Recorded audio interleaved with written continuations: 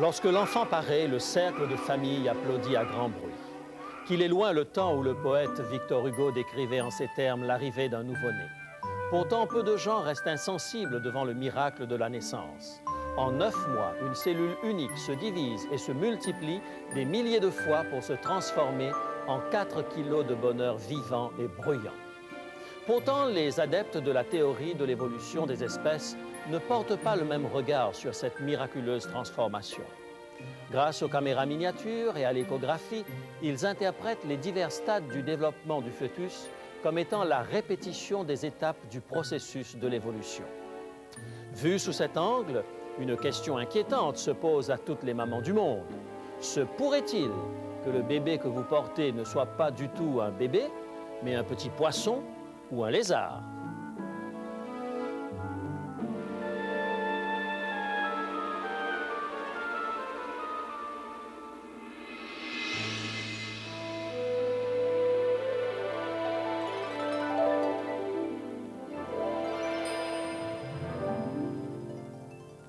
Il est écrit, je suis José Élisée et je vous propose la solution à vos besoins les plus profonds, le Christ vivant.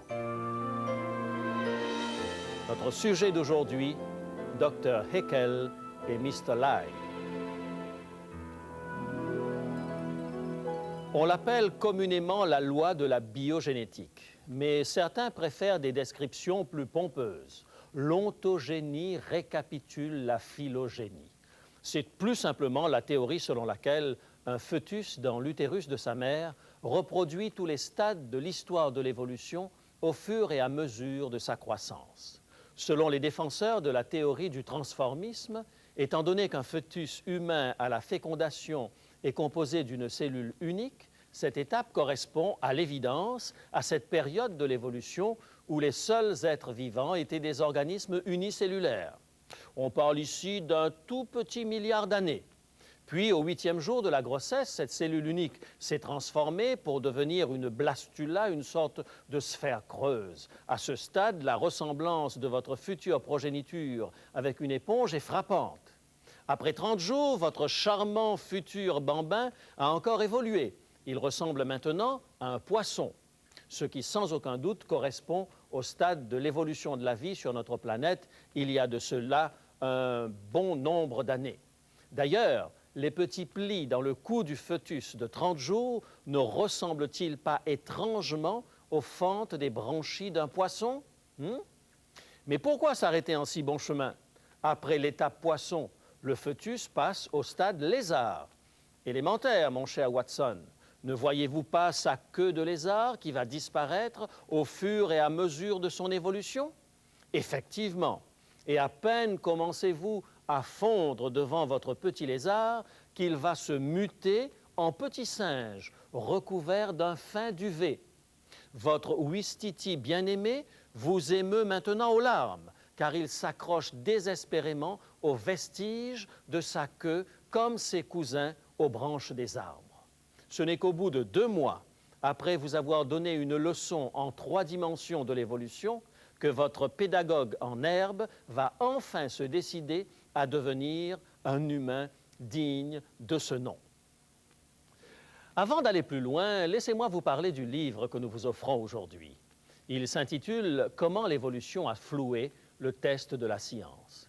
Écrit d'une manière accessible à tous, ce petit livre stimulera votre réflexion et vous permettra de mieux comprendre pourquoi l'affirmation biblique « Au commencement, Dieu créa » est véritablement digne de confiance. Ce petit ouvrage vous est offert pour la modique somme de 3 $. Alors n'hésitez pas à nous écrire ou à nous téléphoner pour en commander un exemplaire. Nous vous rappellerons comment nous joindre à la fin de l'émission. La théorie de la récapitulation est fondamentale pour les évolutionnistes.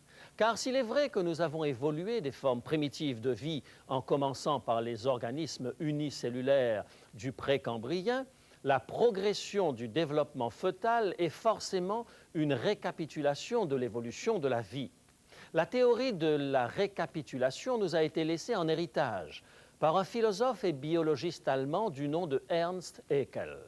Haeckel naquit en 1834 dans la ville de Potsdam.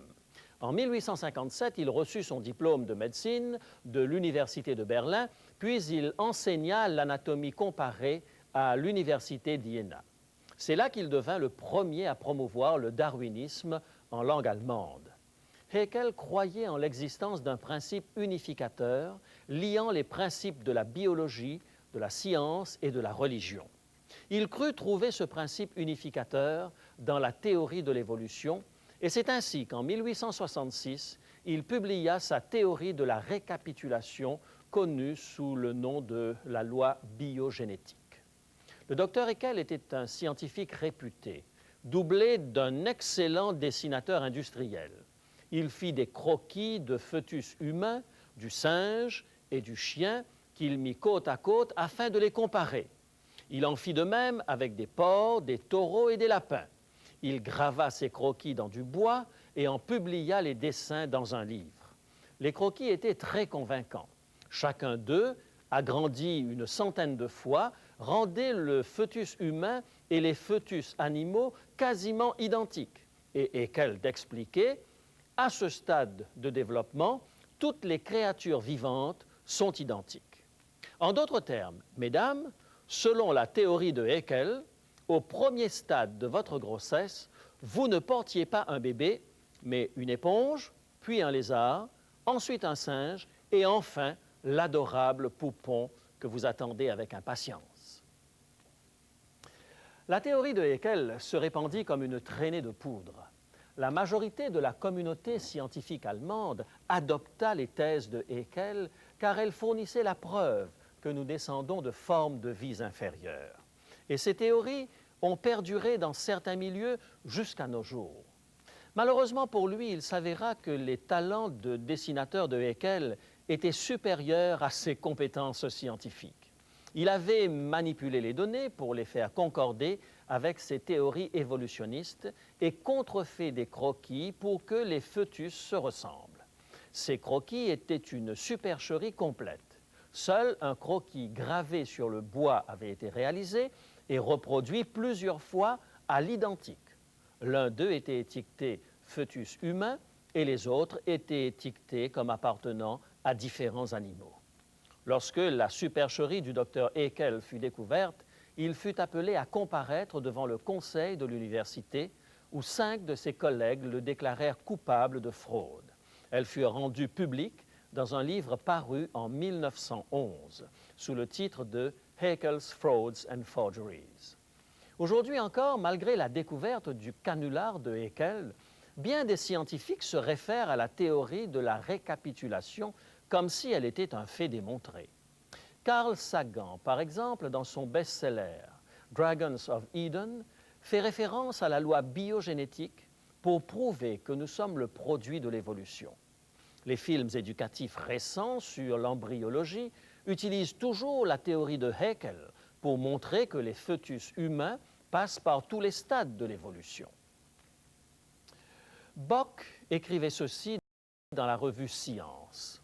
La loi biogénétique est si profondément enracinée dans la pensée biologique qu'elle ne peut en être arrachée malgré le fait que de nombreux érudits aient démontré ultérieurement son inexactitude.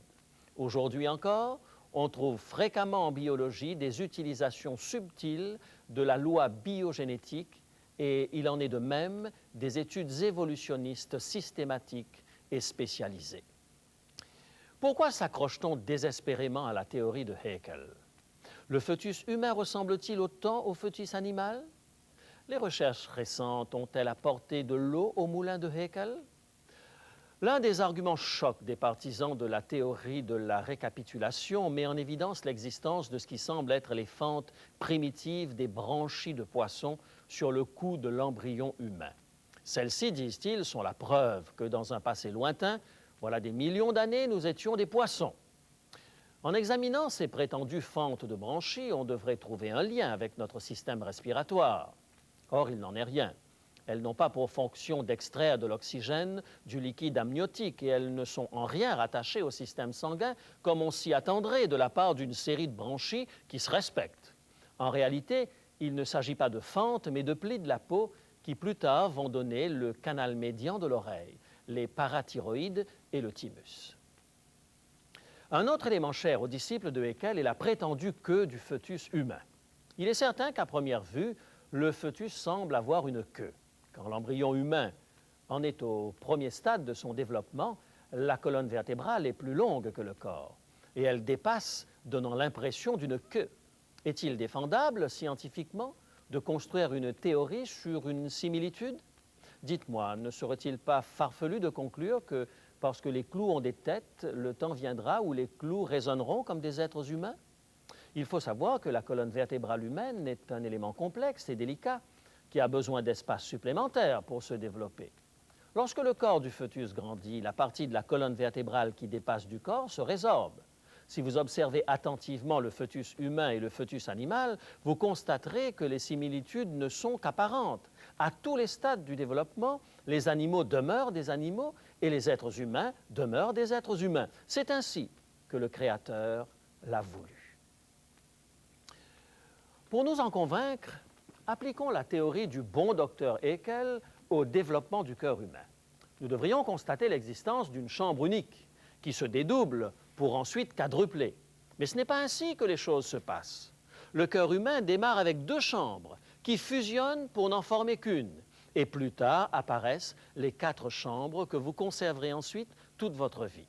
Les phases du développement fœtal ne coïncident donc pas avec une évolution systématique du plus simple au plus compliqué, qui serait le rappel de notre évolution au long des millénaires. Il existe un hic majeur à la théorie de la récapitulation.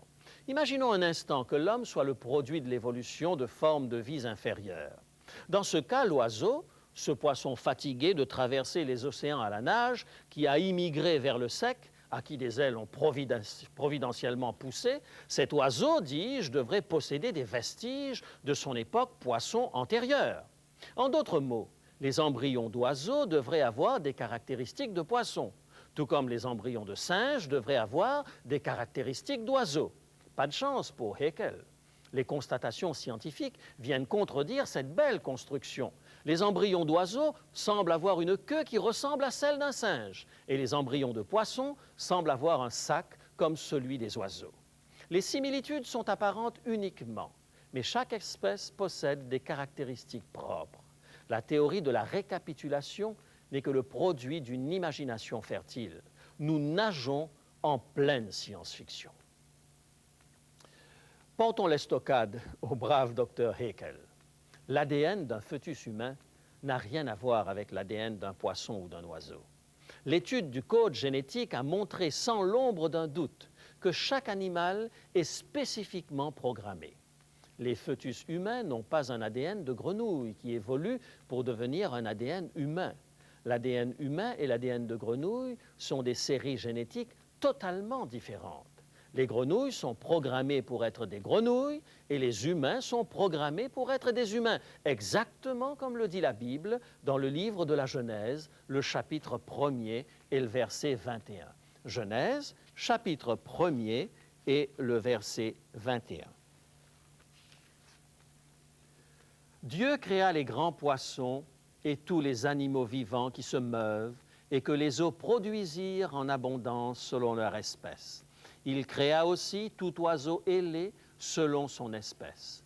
Dieu vit que cela était bon. À chaque fois que le livre de la Genèse mentionne la création d'un nouvel être vivant, il précise qu'il fut créé selon son espèce. En d'autres termes, une baleine ne donne naissance à rien d'autre qu'une baleine et un singe ne donne naissance à rien d'autre qu'un singe. Tous les animaux ont été créés pour être uniques, pour être tels qu'ils sont. Ceci n'exclut pas des modifications à l'intérieur d'une même espèce. Un chihuahua est loin de ressembler à un danois, bien qu'ils soient tous deux classés comme des chiens. Et je préfère de loin être face à face avec un chat de gouttière qu'avec un tigre du Bengale, bien qu'ils soient considérés comme faisant partie de la même famille. Allez, ne regardez pas votre chat d'un œil soupçonneux.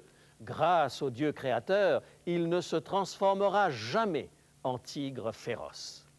Certains diront qu'il est secondaire de croire ou non à la théorie de la loi biogénétique de Haeckel. C'est un combat d'arrière-garde, c'est stupide. Pas si vite. Ernst Haeckel croyait que l'évolution était le principe unificateur liant religion, science et politique. Il était persuadé que Darwin était apparu au bon moment de l'histoire pour révolutionner le cours de celle-ci et consacrer la suprématie d'une race spécifique. Après que Haeckel ait soutenu sa thèse en 1866, ses successeurs ont franchi une étape supplémentaire. Selon eux, non seulement le fœtus franchit différentes étapes animales, mais il connaît également divers stades d'évolution en tant qu'être humain. D'où l'idée de la supériorité de certaines races par rapport à d'autres. Pour peu qu'on ait quelques notions de l'histoire contemporaine, on devine l'émergence de cette idée d'une race supérieure que le nazisme va consacrer. Écoutez ce que dit Haeckel en 1915, peu après le début de la Première Guerre mondiale. Un seul guerrier allemand cultivé, et il s'effondre actuellement en masse, a une valeur de vie morale et intellectuelle supérieure aux centaines de primitifs non aguerris que l'Angleterre, la France, la Russie et l'Italie leur opposent. De la théorie de récapitulation de Haeckel au racisme, il n'y avait qu'un pas que certains ont allègrement franchi.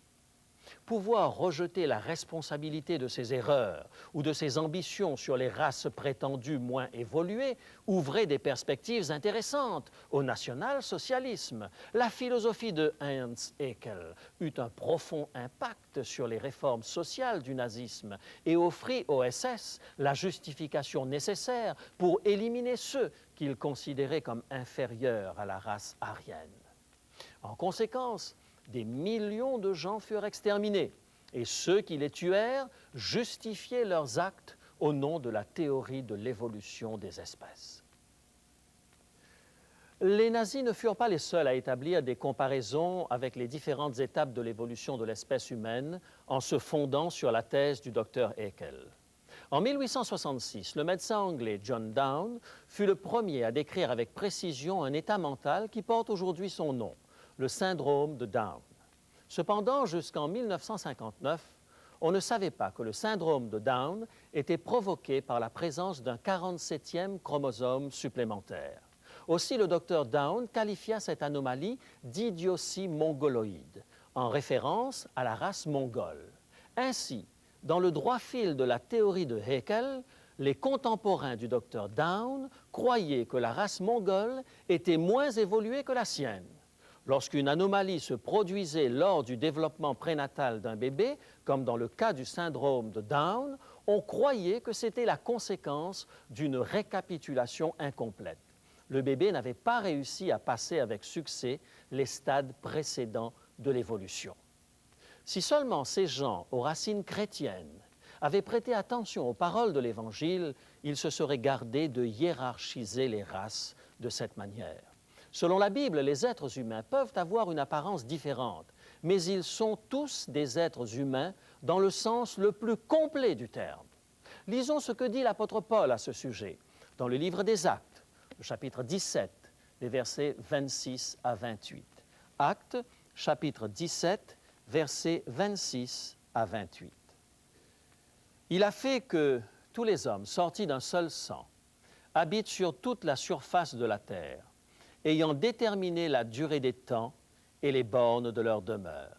Il a voulu qu'ils cherchent le Seigneur et qu'ils s'efforcent de le trouver en tâtonnant, bien qu'il ne soit pas loin de chacun de nous, car en lui nous avons la vie, le mouvement et l'être. C'est ce qu'ont dit aussi quelques-uns de vos poètes. De lui, nous sommes la race. Paul affirme clairement que nous sommes tous de la même race et que nous sommes tous sortis d'un seul sang. Le fait que nous ayons une apparence différente ne signifie pas que certains d'entre nous soient à une étape supérieure de l'évolution. L'apôtre Paul dit que nous avons été créés pour chercher Dieu et pour le trouver, pas pour nous balancer de branche en branche avec de prétendus cousins. Nous avons reçu lors de la création quelque chose de spécial qu'aucun animal n'a reçu. Nous avons été créés de peu inférieurs à Dieu. Psaume 8, verset 5. À l'image de Dieu, nous portons en nous une parcelle de la divinité. Lorsque Dieu créa la race humaine, il la créa à son image. Il n'y a ici aucune allusion aux amibes, aux éponges, aux poissons et aux singes. Nous avons été créés à l'image de Dieu et cela nous donne une place et une responsabilité à part dans la création. Lorsque Dieu créa les animaux, il trouva que cela était bon. Mais lorsqu'il créa l'homme et la femme, il ajouta quelque chose de plus qui nous est rapporté au verset 31 de Genèse chapitre 1er. Genèse chapitre 1er et le verset 31. Dieu vit tout ce qu'il avait fait, et voici cela était très bon. Ainsi il y eut un soir et il y eut un matin, ce fut le 6e jour. Ce fut après la création de l'homme que Dieu vit que cela était très bon. Ce fut lorsque Adam et Ève sortirent des mains du Créateur que le Seigneur considéra la création comme achevée. Nous avons été créés pour être des amis de Dieu. C'est le péché qui nous a changé notre monde parfait et gâché notre amitié avec Dieu. Et Dieu désire reconstruire avec nous cette relation spéciale que nous avons perdue. Ressentez-vous le besoin de cette relation d'amitié avec Dieu? Aujourd'hui, grâce à ce que Jésus a accompli pour vous à la croix, il vous invite à venir le redécouvrir.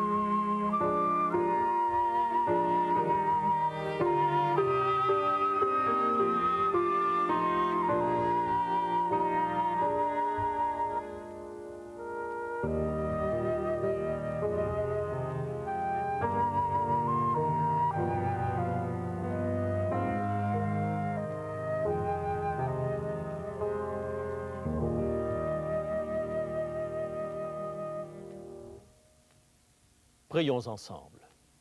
Père Céleste, tu nous rappelles aujourd'hui que nous avons été créés à ton image, pour être tes amis.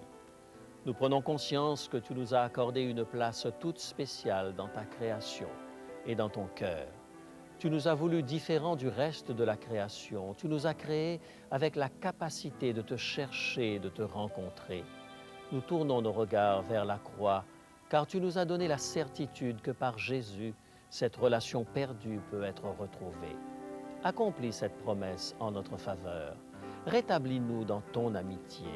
Au nom de Jésus. Amen.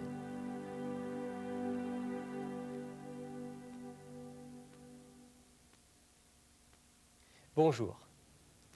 Le sujet d'aujourd'hui est forcément un sujet controversé à une époque où la théorie de l'évolution nous est présentée comme un fait acquis. Néanmoins, à la fois la lecture de la Bible et notre raison nous amènent à remettre en question cette théorie. Le petit livre que nous vous proposons aujourd'hui, « Comment l'évolution a floué le test de la science », vous donnera des raisons solides pour avoir confiance en la théorie biblique et pour remettre en question les prétentions de l'évolution. Vous pouvez l'obtenir pour une somme modique, 3 $. Il vous suffit de nous écrire ou de nous téléphoner pour l'obtenir dans les plus brefs délais. Quant à ceux d'entre vous qui voudraient approfondir le sujet, n'hésitez pas à commander Origine, un livre bien documenté qui fait le tour du problème et qui permettra aux esprits curieux et scientifiques de trouver les raisons d'une foi solide en la création. Mais pour aujourd'hui, j'ai une question à poser à mon ami José. Bonjour José. Bonjour Rémi. J'ai beaucoup apprécié l'émission de ce matin, mais j'aimerais me faire le porte-parole d'une auditrice qui a téléphoné récemment, alertée en me disant je comprends bien la création de l'homme, mais j'ai un problème. Comment se fait-il, si nous sommes des créatures indépendantes, que nous ressemblions tellement à des singes? Oh, cette question, je crois que tout le monde se l'est posée une fois ou l'autre. Mais la comparaison ne suffit pas à nous amener à des conclusions. Lorsque je regarde une bicyclette et une motocyclette, je me rends compte qu'il y a une ressemblance énorme. Et cela ne signifie pas que la bicyclette a évolué en motocyclette. De la même manière, on nous a appris, lorsque nous étudions l'évolution, que les espèces ont évolué de l'une à l'autre, mais il n'y a aucune base fondamentale pour cela. Maintenant, en ce qui concerne les ressemblances, il y a une barrière fondamentale, totale, entre le singe et l'être humain. Et en fait, ce ne sont pas les apparences extérieures qui sont importantes, mais la seule grande différence qui permet de distinguer l'homme de l'animal, c'est le sang. Et quelle que soit l'origine d'un être humain, le sang est toujours compatible d'un être humain à un autre, tandis que des animaux aux êtres humains, cela n'est pas possible. Cela montre bien que l'espèce humaine est une espèce à part. On pourrait ajouter que nous sommes des êtres pensants, que ça nous est aussi tout à fait unique. Parfaitement. Si vous voulez en savoir plus, commandez nos 2 livres du jour, Comment l'évolution a floué le test de la science, ou le livre Origine. Dans un instant, toutes les informations vont vous être données. Bonne semaine. Pour demander l'offre du jour, composez maintenant le 514-729-3515 pour la région de Montréal ou utilisez notre ligne sans frais 1-866-729-3515 si vous êtes de l'extérieur de Montréal. Il est possible que toutes nos lignes soient occupées au moment de votre appel. Composez à nouveau. Nos téléphonistes sont à votre écoute jusqu'à 10 heures ce matin. Mentionnez clairement le titre de l'offre demandée et parlez lentement afin que nous puissions bien noter vos noms et adresses. Je vous rappelle que vous pouvez vous procurer pour une somme modique les cassettes audio et vidéo de nos émissions ainsi que le texte du jour. Si vous préférez, vous pouvez nous écrire à l'adresse qui apparaît sur votre écran. Il est écrit Case postale 99, succursale Rosemont, Montréal, Québec, H1X 3B6. Nous attendons vos appels. Composez maintenant le 1-866-729-3515. Chers amis, le moment est venu de nous séparer jusqu'à la semaine prochaine. D'ici là, souvenez-vous, il est écrit « L'homme ne vivra pas de pain seulement, mais de toute parole qui sort de la bouche de Dieu ».